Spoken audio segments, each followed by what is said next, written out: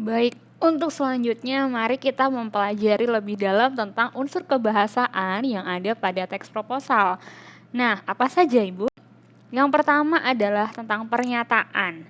Nanti ada dua jenis pernyataan, pernyataan argumentatif dan persuasif. Apa yang membedakan antara dua pernyataan tersebut, Ibu? Nah, kita pelajari dulu. Yang pertama adalah pernyataan argumentatif. Dari kata-katanya argumen. Jadi, pernyataan ini adalah sebuah pernyataan yang mengandung sebuah argumentasi. Nah, argumentasi ini diberikan untuk membuat satu alasan dalam rangka memperkuat atau menolak pendapat, ya. Walaupun sifatnya argumen, tapi seyogyanya disertai dengan fakta dan data yang ada. Nah, ciri-ciri dari pernyataan argumentatif tentunya yang pertama berisi pendapat, pandangan, atau keyakinan penulis terhadap suatu hal yang ditanggapi.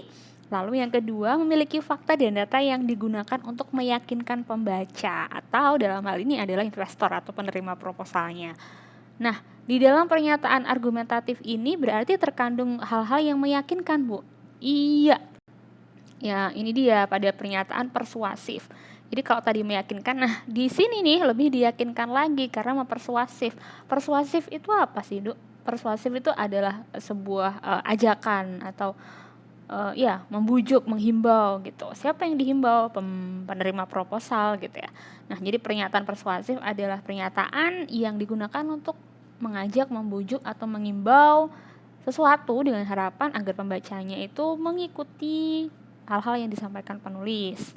Nah, ciri-ciri yang disebut dengan pernyataan persuasif berarti bersifat mengajak dan juga adanya penggunaan tanda seru. Tapi ini jarang sih kalau nanti di proposal kemudian penggunaan tanda seru gitu ya. Ini hanya sebagai ciri-ciri saja. Kalau ketika ada tanda seru berarti itu termasuk konteksnya sebuah kalimat persuasif.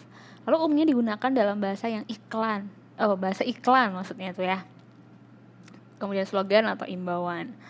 Kata-kata dari persuasif itu ayo dan mari. Nah, ini nih kalau di proposal berusaha meyakinkan sehingga pembaca atau penerima proposalnya itu melakukan apa yang dikehendaki oleh penulis. Selanjutnya adalah penggunaan istilah ilmiah. Bu, sama tidak Bu ketika untuk kata teknis yang kemarin sudah kita pelajari?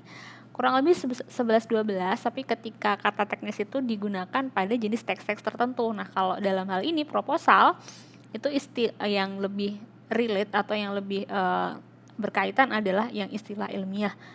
Intinya sama, ada kosakata yang berupa makna khusus pada bidang ilmu pengetahuan tertentu. Jadi kalau dari proposal yang kalian buat nanti juga harus sedikit banyak menggunakan istilah-istilah ilmiah. Buat apa? Buat kedengaran keren gitu, Bu. Nah, tujuannya supaya ketika pembaca itu membaca tulisan kalian, pembaca atau penerima proposalnya itu yakin bahwa yang membuat ini tuh paham, mengerti, dan tahu apa yang akan dilakukan, apa yang diajukan di dalam proposal. Ya tujuannya satu, supaya kalian lebih goal kan ya dari proposalnya. Untuk selanjutnya adalah verba aksi. Ini dari SMP sebetulnya paham sih. Ini adalah sebuah verba atau kata kerja yang menunjukkan aksi. Nah, aksi atau tindakan atau pekerjaan. Ciri-cirinya otomatis ketika verba itu ketika dalam kalimat efektif dia akan berada atau diposisikan sebagai predikat dalam sebuah kalimat. Lalu memiliki imbuhan kata dasar. Ada prefiks yang menjadi ciri-ciri dari verba aksi. Ini imbuhannya prefiksnya adalah me dan ber. Contohnya memotong, menyikat, berlari, bersiul. Sangat mudah dipahami untuk verba aksi. Selanjutnya adalah kalimat definisi. Kalau tadi di awal ada kalimat-kalimat istilah-istilah teknis gitu ya, istilah-istilah yang tidak digunakan dalam bahasa sehari-hari, maka harus didefinisikan. Apa yang harus didefinisikan, Bu? Jika ada satu kalimat yang membutuhkan penjelasan umum. Misal, sekolah Indonesia Jeddah adalah sekolah yang berada, atau hal yang lain. Misal, kegiatan yang akan kalian ajukan proposalnya. Ada kegiatan mengikuti konferensi International Model United Nation begitu ya. Nah, model United Nation itu apa? Dijelaskan. Model United Nation adalah, atau ada lomba debat bahasa Indonesia. Nah, debat bahasa Indonesia adalah sebuah cabang lomba yang di bla bla bla bla bla bla bla. Nah, contohnya seperti itu kalimat definisi. Jadi apa yang menjadi ciri-ciri dari kalimat definisi? Itu dibutuhkan penjelasan dari sebuah objek yang membutuhkan arti. Iyalah, Bu. Lalu penjelasannya bersifat umum. Ciri khasnya lagi adalah penggunaan kata adalah dan merupakan. Karena balik lagi ya definisi. Oke, selanjutnya ada kalimat perincian. Nah, ada kata keakanan, dan juga bermakna lugas. Apa nih Bu beda dari ketiganya? Kalau perincian itu ya penjelasan lebih detail dari kalimat definisi tadi, berarti lebih dijabarkan lagi.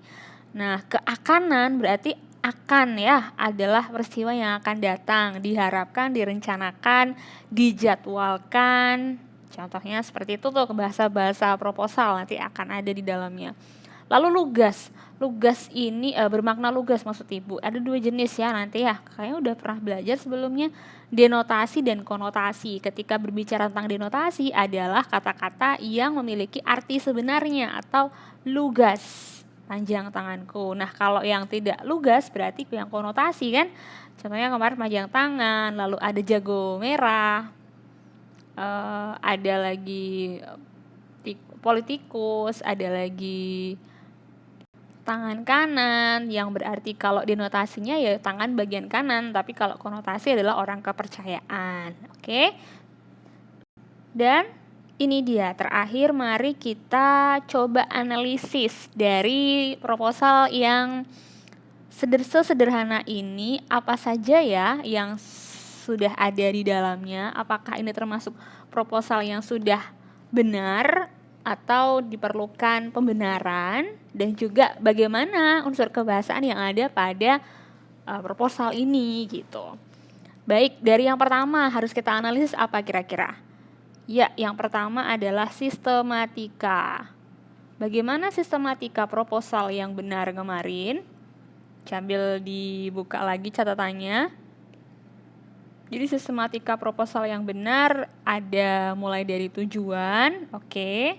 Lalu ada tema kegiatan, bagus. Peserta lomba atau sasarannya, waktu tempat pelaksanaan. Nah, ketentuan ini penjelasan lebih lanjut atau yang dikenal deskripsi kegiatan. Nah, di sini dijelaskan jadwal atau agendanya, susunan panitia. Nah, ini di sini belum tertera rencana anggaran biaya yang detail gitu ya. Nanti bisa dijelaskan terpisah, karena terpisah dituliskan terlampir. Pun ketika kalian ingin membuat yang susunan panitia karena panitianya banyak, nah ditulis aja terlampir. Nah, di sini kegiatan lombanya juga terlampir. Oke. Nah, yang kelupaan tadi latar belakang. Dalam latar belakang di sini yuk kita cek apakah ada unsur kebahasaan yang bisa kita dapatkan di sini. Ayo, apa kira-kira ya? Nah, ciri khasnya adalah merupakan. Nah, dua kata ini adalah merupakan kalimat definisi.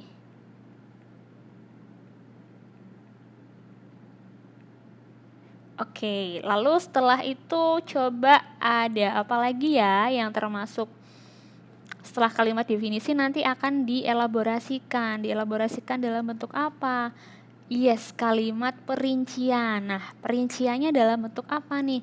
Kalau misalnya kegiatannya yang dijelaskan adalah ini di bagian ini gitu ya. Di bagian ini adalah termasuk kalimat definisinya tadi, berarti elaborasinya ya ini.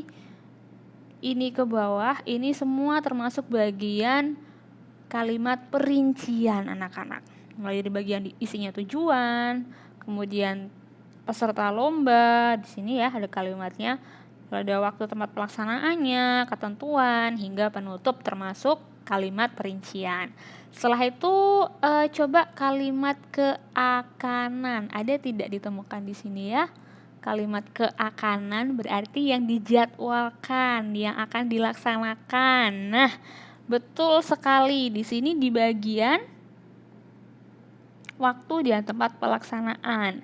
kalian akan menemukan kata keakanan yang mana akan dilaksanakan ya. Keakanan.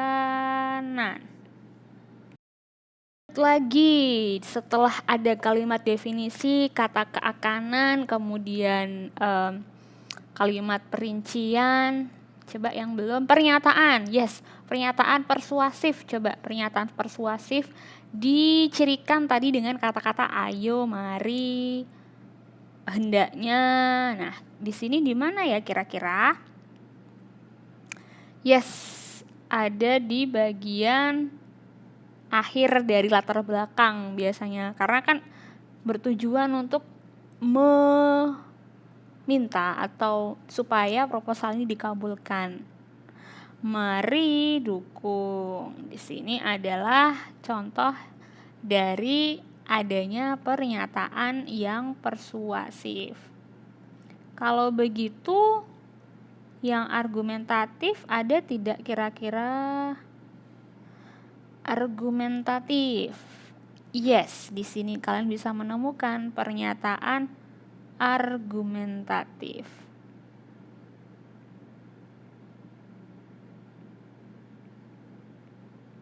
Setelah itu coba kita cari lagi analisis kata ilmiah, istilah ilmiah yang ada pada proposal ini.